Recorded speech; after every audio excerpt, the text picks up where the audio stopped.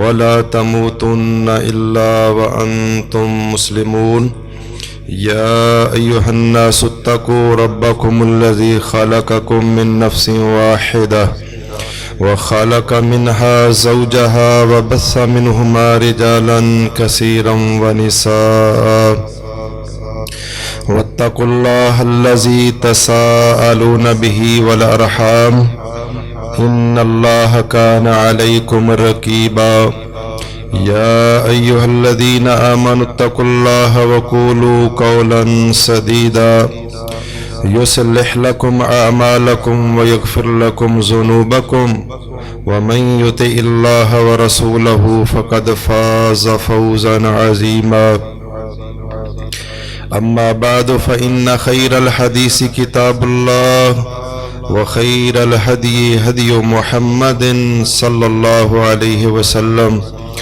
وشر الأمور محدثاتها وكل محدثة بدعة وكل بدعة ضلالة وكل ضلالة في النار. أعوذ بالله السميع العليم من الشيطان الرجيم من حمزه ونفخه ونفسه. قل هل يستوي الذين يعلمون والذين لا يعلمون انما يتذكر اولو الالباب. سورہ زمر کی آیت نمبر 9 اس کا ایک ٹکڑا اللہ تبارک و تعالی نے ارشاد فرمایا کہ اے نبی محمد کریم صلی اللہ علیہ وسلم آپ فرما دیجئے کیا وہ لوگ جو علم رکھتے ہیں وہ لوگ جو علم نہیں رکھتے کیا یہ برابر ہو سکتے ہیں؟ یعنی ہرگز نہیں. انما یتذکر اولو الالباب، یقیناً صرف اور صرف نصیحت وہی لوگ حاصل کرتے ہیں جو اہل عقل و خرد ہیں. محترم بزرگوں، بھائیوں، اس سارے جہان کل کائنات کا خالق، مالک، رازق اللہ تبارک و تعالی ہے. دو مخلوقیں روئے زمین پر وہ مکلف ہیں، ایک انسان اور دوسرے جن. دونوں کے لیے یا جنت ہے یا جہنم ہے. اللہ تبارک و تعالی نے ایک دین جو مکمل ضابطہ حیات ہے وہ ہمیں عطا فرمایا ہے، جس میں دین کا ہر مسئلہ بھی ہے اور دنیا کا ہر مسئلہ بھی ہے کہ کون سا کام تمہارے لیے جائز اور کون سا ناجائز. ہر چیز اس دین میں واضح کر دی گئی ہے. ہونا تو یہ چاہیے تھا کہ ہر شخص دین کا خاطر خواہ علم رکھتا. چلو کچھ لوگ سپیشلائزیشن کرتے، متخصص ہوتے، ماہر فی الدین ہوتے، لیکن ہر شخص کو دین کے موٹے موٹے امور کے مسائل کا پتہ ہوتا. لیکن آج المیہ یہ ہے کہ اگر مسلمانوں سے پوچھ لیا جائے چوکوں میں، چوراہوں میں، گلیوں میں، مساجد میں کہ بھائی بتائیے ایمان کے ارکان کتنے ہیں، اسلام کے ارکان کتنے ہیں، آپ بھی اپنے ذہن میں سوچیں کہ کتنے احباب ہیں جنہیں اس بات کا علم ہے کہ ایمان کے ارکان کتنے ہیں اور اسلام کے ارکان کتنے ہیں، تو شاید چند فیصد کو چھوڑ کر بہت بھاری اکثریت ان دو سوالوں کے جواب میں ناکام ہو جائے. انہیں یہ علم نہ ہو کہ ایمان کے ارکان کتنے ہیں اور اسلام کے ارکان کتنے ہیں. حضرات یہ المیہ ہے کہ آج اس مادہ پرست دور کے اندر انسان اپنے دین سے کس قدر دور ہو چکا ہے۔ آئیے یہ تو تفصیل طلب موضوع ہے، لیکن میں اجمالاً ذکر کرتا ہوں کہ ارکان ایمان جو ہیں وہ 6 ہیں اور ارکان اسلام جو ہیں وہ 5 ہیں۔ ارکان ایمان ان تؤمن باللہ و ملائکتہ و کتبہ و رسلہ و بالقدر خیرہ و شرہ و بالیوم الآخر، اللہ تبارک و تعالی پر ایمان رکھنا۔ اگرچہ یہ باتیں اس طرح ہمارے ذہنوں میں ہیں، لیکن اس انداز سے کہ یہ کتنے ہیں، کون کون سے ہیں، بہت سے لوگوں کے لیے یہ سوال مشکل ہو جائے گا۔ اللہ تبارک و تعالی پر ایمان لانا، نمبر 2 اس کے فرشتوں پر ایمان لانا، نمبر 3 اس کی کتابوں پر ایمان لانا، نمبر 4 اللہ تبارک و تعالیٰ کے دنیا میں بھیجے ہوئے نبی اور رسول ان پر ایمان لانا، نمبر 5 تقدیر پر ایمان لانا کہ اللہ نے سب کچھ پہلے لکھ دیا تھا، آسمان زمین کو پیدا کرنے سے 50 سال پہلے سب اللہ نے لکھ دیا تھا۔ تقدیر پر ایمان لانا اور آخری دن پر ایمان لانا کہ مرنے کے بعد کہانی ختم نہیں ہے، جیسے کافروں کا عقیدہ ہے کہ مر کر مٹی میں مٹی ہو جائیں گے، نہیں، مرنے کے بعد دوبارہ اٹھایا جائے گا، اللہ کے سامنے کھڑا ہونا۔ یہ 6 ارکان ایمان ہیں۔ اللہ پر ایمان، فرشتوں پر ایمان، کتابوں پر ایمان، نبیوں رسولوں پر ایمان، اچھی بری تقدیر پر ایمان، آخرت کے دن پر ایمان۔ اور 5 چیزیں ارکان اسلام ہیں: کلمہ لا الہ الا اللہ محمد الرسول اللہ، یہ کلمہ، نماز، روزہ، زکوٰۃ اور حج، یہ 5 ارکان اسلام ہیں۔ میرا یہ ذکر کرنے کا مطلب، سوال کرنے کا مطلب یہ ہے کہ جہاں جہاں میری یہ آواز جائے، ہر شخص اپنے دل کے اندر، اپنے گریبان میں منہ ڈال کے دیکھے، سوچے کہ کیا میں ان چیزوں سے واقف ہوں؟ اگر نہیں تو ہم ایک مسلمان گھرانے میں پیدا ہوئے ہیں، ہمیں ان چیزوں کا اور اس سے آگے بہت سی چیزوں کا ہمیں علم ہونا چاہیے۔ محترم بزرگوں، بھائیوں، آج کے اس خطبہ جمعۃ المبارک کے اندر میں نے چند چیزیں انشاءاللہ ذکر کرنی ہیں تاکہ ہمارے دل و دماغ میں دینی تعلیم، قرآن حدیث کی حیثیت، اہمیت اور اس کا لزوم کہ یہ کس قدر ضروری اور لازمی چیزیں ہیں، یہ واضح ہو جائے، اجاگر ہو جائے۔ میں 3 واقعے ذکر کروں گا۔ پہلا واقعہ صحیح بخاری کے اندر موجود ہے، 3470 نمبر جو ہے وہ حدیث موجود ہے۔ بنی اسرائیل کے اندر جب انسان کے پاس دین کا علم نہ ہو، خواہ وہ اللہ کا ولی ہی ہو، نیک ہو، پرہیزگار ہو، وہ بعض اوقات دوسروں کو مس گائیڈ کرنے کا سبب بن جاتا ہے، حتیٰ کہ بعض اوقات اپنی جان کی بازی ہار جاتا ہے۔ کس وجہ سے؟ کہ دین کا علم اس کے پاس نہ تھا، اس وجہ سے وہ اپنا نقصان کروا بیٹھا۔ صحیح بخاری کے اندر موجود ہے کہ ایک شخص، 3470 نمبر پر یہ حدیث موجود ہے کہ ایک شخص سابقہ امتوں میں اس نے 1 2 نہیں 99 قتل کر دیے۔ ایک قتل کرنا، یاد رکھیے، جب انسان کسی مسلمان کا ناحق خون بہاتا ہے تو سمجھ لیجئے وہ اپنے لیے کنواں کھود رہا ہے جس سے وہ نکل نہیں سکتا۔ یہ کسی کو قتل کرنا، مسلمان کو گالی دینا، فرمایا یہ فسق ہے، بندہ اللہ کی اطاعت سے نکل گیا اور مسلمان سے بلا وجہ لڑائی کرنا گویا کہ اس بندے نے کفریہ کام کر دیا ہے۔ اور جس نے کسی کو قتل کر دیا 6 وعیدیں اس کے لیے جہنم میں رہنا، ہمیشہ رہنا، اللہ کا عذاب اور لعنت اور بہت بڑا عذاب، اللہ کی ناراضگی، اس طرح 5 یا 6 عذاب اللہ تبارک و تعالیٰ نے اس کے متعلق ذکر فرمائے ہیں۔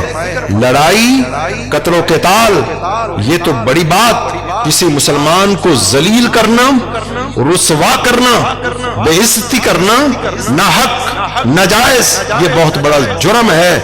سود کے جو درجے ہیں، سب سے بڑا درجہ سود کا گناہ ہے وہ مسلمان کی عزت کو تار تار کرنا، اسے ذلیل کرنا ناحق اور بلا وجہ۔ اس لیے ہم اپنی زبانوں پہ کنٹرول رکھیں، اپنے ہاتھوں کے اوپر کنٹرول رکھیں، کسی کو ہاتھ سے ناجائز تکلیف نہ دیں اور نہ کسی کی طرف ہمارا قدم اٹھے، نہ زبان سے کوئی ایسا بول نکلے جس سے کسی کو تکلیف ہو اور اس کی ذلت کا سامان بنے اور اس کی جہنم کا سامان بنے۔ 99 قتل اتنا بڑا گناہ، 99 قتل کیے ہیں۔ اب یہ شخص پریشان ہو گیا۔ جب اللہ کی طرف سے فضل ہو، کرم ہو، انسان کی قسمت اچھی ہو جائے، اللہ تبارک و تعالیٰ نظر کرم کر دے، پھر کیسے اللہ تبارک و تعالیٰ کی رحمت اپنے بندوں کو ڈھونڈتی ہے۔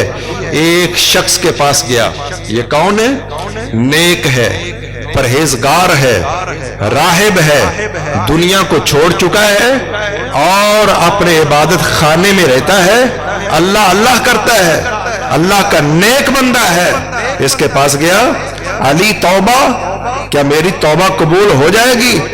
99 انسانوں کو قتل کر چکا ہوں۔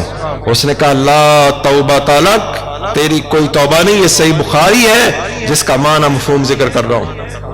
اس انسان کو غصہ آیا، اس راہب کو جو نیک پرہیزگار تھا، عبادت گزار تھا، ایک انسان کو مایوس کیا۔ علم نہیں تھا، فقہ نہیں تھی، دین کے علم کا مطالعہ نہیں تھا، بلا شبہ عبادت گزار تھا، راتوں کو جاگنے والا تھا، سب کچھ تھا، لیکن مسائل کا پتہ نہیں تھا۔ اس لیے میں نصیحت کروں گا تمام سامعین کو، جب مسئلے کا پتہ نہ ہو، آپ عالم نہیں ہیں، مت کسی کی رہنمائی کیجئے، کیونکہ آپ کو خود علم نہیں اور اس مسئلے کا پتہ نہیں ہے۔ کہیں ایسا نہ ہو کہ غلط قول کر کے آپ پھنس جائیں۔ اس نے اس کو بھی قتل کر دیا، اب علم نہیں ہے، جان کی بازی ہار گیا ہے اور اس کو ایک اور گناہ پہ مجبور کر دیا ہے، 100 قتل بھی ہو گیا، لیکن اس کا دل پھر بے چین ہو گیا ہے۔ بخاری شریف میں عطا راہبہ، وہ درویش پرہیزگار عبادت گزار کے پاس آیا تھا۔ پھر 100 قتل پورا ہونے کے بعد ایک عالم کے پاس آیا اور عالم سے آ کر کہا کہ میں نے 100 انسانوں کو قتل کر دیا ہے، کیا میری توبہ قبول ہو سکتی ہے؟ وہ چونکہ عالم تھا، وہ شریعت کو جانتا تھا، اس نے کہا من یحول بینک و بین توبتک، کون ہے جو تیرے درمیان اور تیری توبہ کے درمیان حائل ہو جائے؟ جب انسان توبہ کر لے تو اللہ شرک بھی معاف کر دیتا ہے، شرک سب سے بڑا گناہ ہے، باقی سارے گناہ بھی توبہ سے معاف ہو جاتے ہیں۔ اس نے کہا لیکن شرط یہ ہے کہ اس بستی کو چھوڑ اور فلاں بستی کے اندر چلا جا، وہاں نیک لوگ رہتے ہیں۔ اب اس کا مطلب ہے کہ اس کی توبہ سچے دل کے ساتھ تھی، اپنا علاقہ، وطن، گھر بار سب کو چھوڑا، اپنی بستی کو چھوڑا اور چل پڑا توبہ کرنے کے لیے۔ ابھی راستے میں جا رہا ہے، سفر جو کیا ہے تھوڑا ہے، جو رہ گیا ہے وہ زیادہ ہے، موت کا وقت آ گیا ہے، اور ان اللہ یقبل توبۃ العبد ما لم یغرغر، ترمذی کے اندر حدیث ہے کہ جب تک انسان کی روح پرواز نہیں ہونے لگتی، اللہ تعالیٰ اس وقت تک انسان کی توبہ کو قبول کر لیتا ہے جب سامنے فرشتوں کو دیکھ لیا اور روح نکلنے لگے، پھر کسی کی توبہ قبول نہیں ہوتی۔ اس وقت تو فرعون نے بھی کہا تھا کہ میں اس پر ایمان لایا جس پر موسیٰ ہارون ایمان لائے، بنی اسرائیل ایمان لائے۔ حضرات لیکن فوت ہونے سے قبل اور جان نکلنے سے قبل اللہ کا فضل اور رحمت دیکھیں، اللہ توبہ قبول کر لیتا ہے. لیکن ایسی حدیث سے انسان کو دھوکہ نہیں کھانا چاہیے کہ میں فلاں موقع پہ توبہ کر لوں گا، شاید وہ وقت نہ آئے، اس سے پہلے روح پرواز کر جائے. محترم بزرگوں بھائیوں، روح پرواز ہونے لگی ہے، 100 انسان کا قاتل ہے اور اپنا سینہ جس طرف جا رہا ہے آگے اسی طرف پھینکتا ہے کہ میں چند بالشت یا انگلیاں اور اس بستی کی طرف قریب ہو جاؤں. زمین پہ گرا، روح پرواز کر گئی، توبہ تائب ہو چکا ہے. ادھر رحمت کے فرشتے آ گئے، عذاب کے فرشتے آ گئے. رحمت کے فرشتوں نے کہا اس نے توبہ کر لی ہے، جنتی ہے، ہم اس کی روح کو جنت میں لے کر جائیں گے. جہنم کے فرشتوں نے کہا ایک نہیں، یہ 100 بندوں کا قاتل ہے، جہنمی ہے، اس کی روح کو ہم لے کر کے جہنم میں جائیں گے. اختلاف ہو گیا. اللہ تعالیٰ نے ایک اور فرشتے کو بھیجا، ان کے درمیان فیصلہ کر دیجئے. فیصلہ کیا ہوا کہ زمین کو ماپ لیا جائے، جدھر سے آ رہا ہے اگر وہ زیادہ ہے تو جنتی ہے، اور اگر اگلی زمین زیادہ ہے تو یہ جہنمی ہے، کیونکہ فاصلہ تھوڑا طے ہوا. حالانکہ پچھلی زمین کم تھی، اگلی زمین زیادہ تھی. صحیح بخاری کے الفاظ ہیں، اللہ تبارک و تعالیٰ نے زمین کی طرف وحی کی اور وحی کر کے فرمایا جدھر سے آ رہا تھا اے میری زمین تباعدی، دور ہو جا، پھیل جا، زیادہ ہو جا. اور اس طرف والی زمین کو کہا تقربی، قریب ہو جا، سکڑ جا، کم ہو جا. یہ زمین رب کی ہے، آسمان رب کا ہے، یہ سمندر، یہ ندی نالے، یہ دریا، یہ درندے پرندے حیوانات، سب پر اللہ کی حکومت ہے. اللہ تعالیٰ چاہے اپنے دشمنوں کو سمندر میں ڈبو کر فرعون جیسے مردود کو مار دے. اللہ تبارک و تعالیٰ چاہے تو پرندوں کے چونچوں اور ان کے پنجوں سے کنکر گرا کر ابرا کے لشکر کو تباہ و برباد کر دے. اللہ تبارک و تعالیٰ چاہے تو جنگل کے شیروں کے ذریعے صحابہ کرام کی مدد بھی کروا دے اور راستے کا رہبر بھی بنا دے. یہ سب طاقتیں میرے اللہ کے پاس ہیں. اللہ نے زمین کو حکم دیا، پچھلی زمین پھیل گئی ہے، اگلی زمین سکڑ گئی ہے. کتنا فرق پڑا؟ صرف ایک بلشت جسے ہم گٹھ کہتے ہیں، ایک بلشت جو ہے اس بستی کی طرف قریب ہو گیا جس کی طرف جا رہا تھا. اللہ تبارک و تعالیٰ نے رحمت کر کے گویا کہ جنت کا داخلہ دے دیا. یہ سارا واقعہ ذکر کرنے کا مطلب یہ ہے کہ دین کا علم یہ ضروری ہے، اور رابطہ کن سے کرنا ہے؟ دین کے پختہ علماء کے ساتھ. کسی YouTuber, scholar, professor, doctor, engineer جس نے دین کا علم نہیں پڑھا.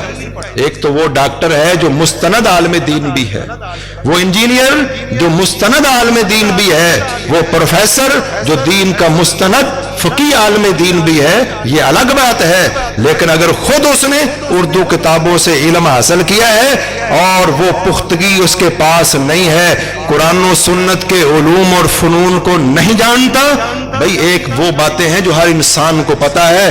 اللہ ایک ہے، جنت ہے، جہنم ہے، سچ واجب ہے، جھوٹ حرام ہے، چغلی گناہ، زنا، چوری یہ حرام ہے، اور فلاں چیز واجب ہے. موٹے موٹے مسائل تو ہر انسان کو اللہ تبارک و تعالیٰ نے یہ عقل اور شعور دیا ہے کہ وہ جانتا ہے. لیکن بریک مسائل اور فقہی مسائل وہ پوچھنے ہیں علماء سے.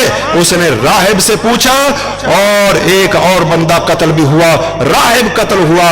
اور جب عالم سے پوچھا، اللہ تبارک و تعالیٰ نے عالم کی جان بھی محفوظ ہے اور جہنم میں جانے والا انسان وہ جنت کا راہی بن گیا ہے. اللہ تبارک و تعالیٰ نے اسے جنت بھی دے دی.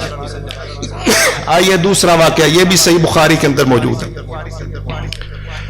اور 3436 نمبر کے اوپر جو ہے یہ حدیث 3642 نمبر پر حدیث موجود ہے. اور اسی طرح اور کئی مقامات پر 2482 اور دیگر بخاری میں کئی جگہ پر حدیث موجود ہے.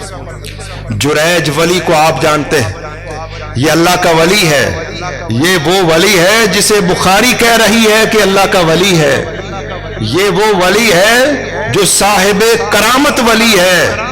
दरवेश है, राहिब है। उस दौर में रहबानियत जायज की थी। अल्लाह तबारक व तआला ने नसरानियों पर रहबानियत के दुनिया से कट जाओ और अकेले अलग थलग होके इबादत करो, अल्लाह ताला ने यह हुक्म नहीं दिया था। लेकिन ईसाइयों ने, नसरानियों ने खुद रहबानियत इख्तियार की, दुनिया से कट गए और अकेले इबादत खाने बना के अकेले अकेले ईसाई राहिब उसमें इबादत करते थे। ठीक है, उन्होंने शुरू कर दिया। अल्लाह तबारक व तआला ने ये फजल, ये हुक्म नहीं दिया था, लेकिन बाद में वो रहबानियत के ऊपर कायम ना रह सके। हजरात, राहिब है, इबादत गुजार है, शब जिंदादार है, नेक है, परहेजगार है, वली है, साहिबे करामत वली। अपना सौमाह जो उसका इबादत खाना था, उसके अंदर वो इबादत कर रहा है। इबादत करते करते माँ आ गई, कहा या जुरैज, ये नमाज की हालत में है। कहता अल्लाहुम्मा उम्मी व सलाती।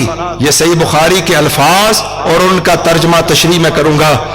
ये शख्स, माँ ने कहा ऐ जुरैज। जुरैज कहता है अल्लाह से खिताब करते हुए, ऐ अल्लाह, एक तरफ माँ है, एक तरफ मेरी नमाज है। माँ ने फिर कहा या जुरैज। हदीसों से महसूस होता है ये तीन अलग अलग औकात में माँ आई है।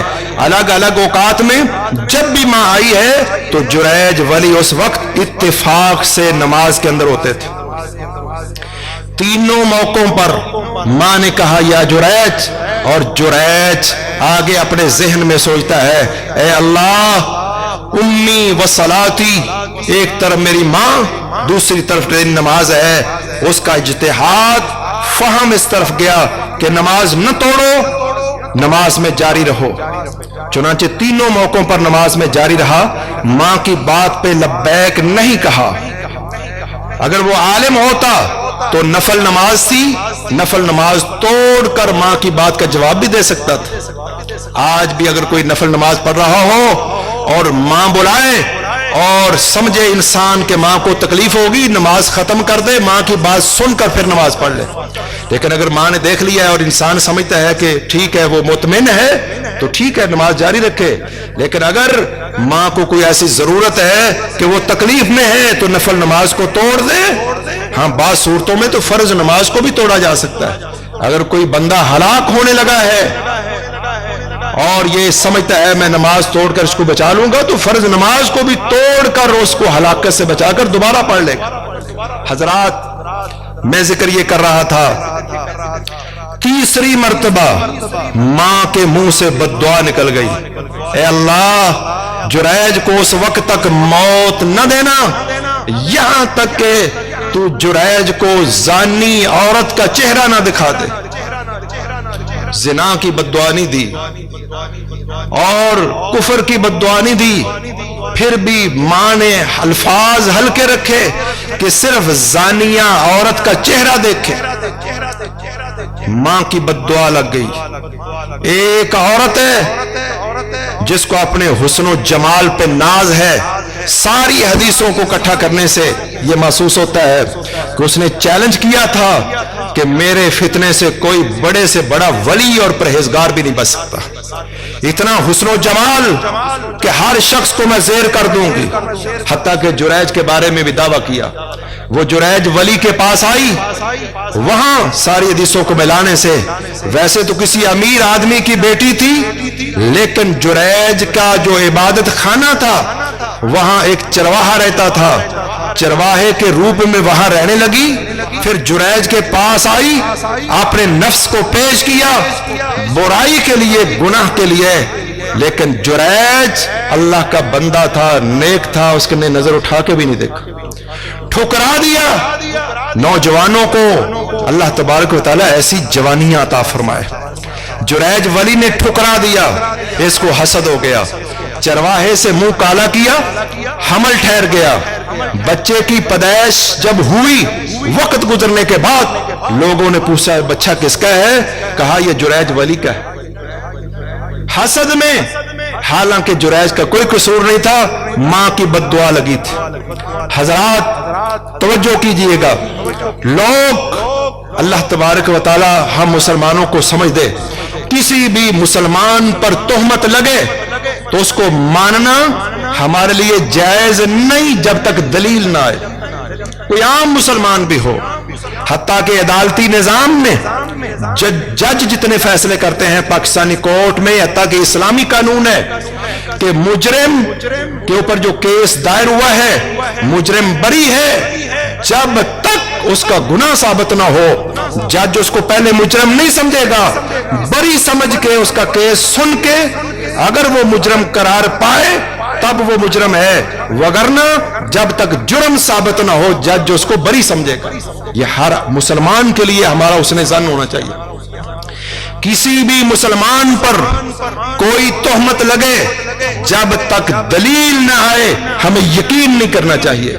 कोई आम मुसलमान हो, चे जाई के कोई अल्लाह का वली हो, कोई आलमे दीन हो, कोई नेक आदमी हो, कोई स्टेटस वाला हो, कोई खानदानी आदमी हो, बड़ा हो, आम मुसलमान के बारे में भी, लेकिन लोगों की एक फितरत है, एक तबीयत है, लोगों ने ना आओ देखा ना ताओ देखा, बस हाथ में लाठियां, जो किसी के हाथ में आया जाकर जुरैज वाली ऊपर वाली मंजिल पर था। मिट्टी गारे के साथ भी डबल डबल मंजिलें उस वक्त बनती थी। पिछले सालों में हमने देखा अफगानिस्तान में भी ये डबल स्टोरी मिट्टी के मकानात थे।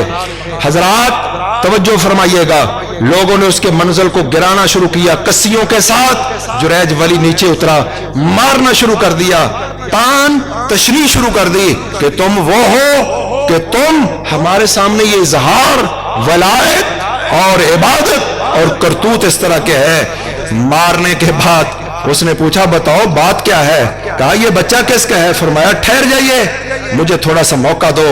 लोगों ने मौका दिया, वुजू किया, 2 रकत नमाज पढ़ी, नमाज पढ़ने के बाद खड़े हुए, शायद चूंकि नसरानी थे उनके जहन के अंदर हजरत मूसा ईसा अलैहिस्सलाम का किस्सा जहन में आया होगा कि अल्लाह तबारक व तआला ने मरियम अलैहिस्सलाम को किस कदर उनकी पाक दामनी का इजहार फरमा के उनको बरी कर दिया था, उनकी इज्जत अजमत लोगों के दिलों में जमा दी थी। चुनांचे जुरैज वली ने वुजू करके नमाज पढ़ के, अल्लाह ताला हमें भी नमाज की तौफीक अता फरमाए। नमाज बड़ी बड़ी मुश्किलात से निकालती है। इब्राहीम खलीलुल्लाह को और सैयदा सारा अलैहिस्सलाम को, इधर इब्राहीम खलीलुल्लाह ने नमाज पढ़ी है, उधर सारा अलैहिस्सलाम ने नमाज पढ़ी है।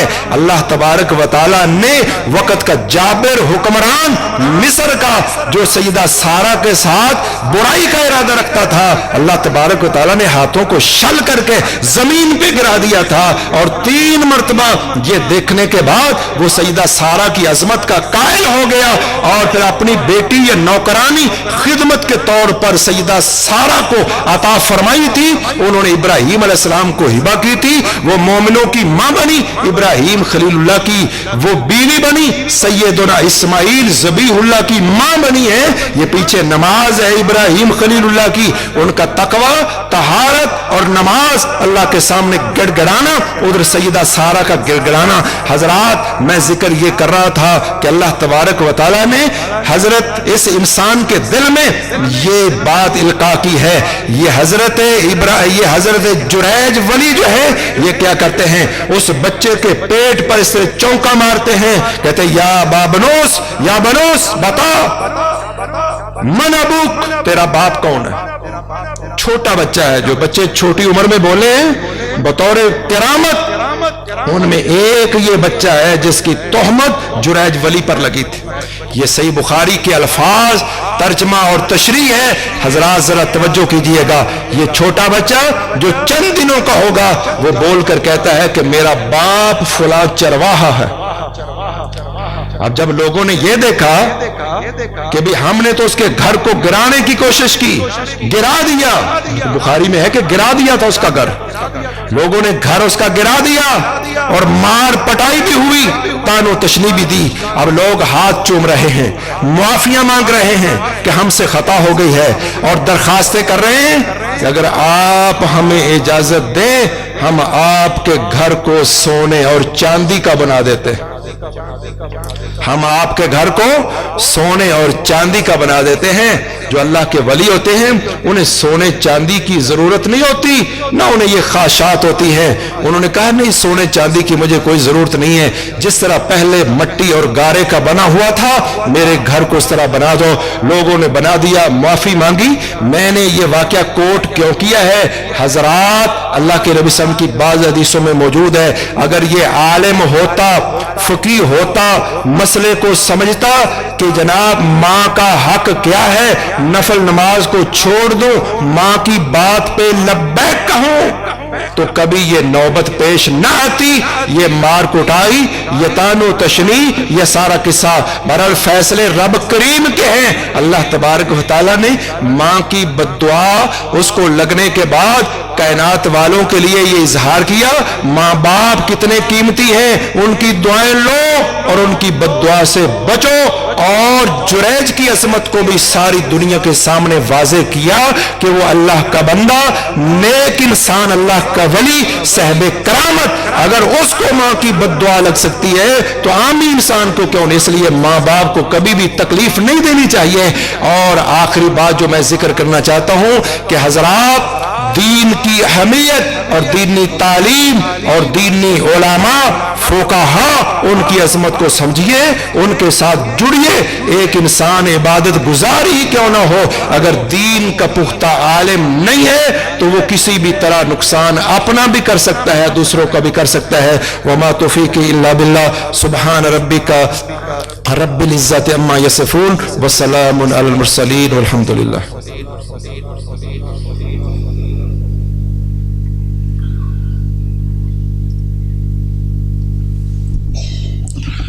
إن الحمد لله نحمده ونستعينه ونستغفره ونعوذ بالله من شرور أنفسنا ومن سيئات أعمالنا. من يهده الله فلا مضل له ومن يضلل فلا هادي له.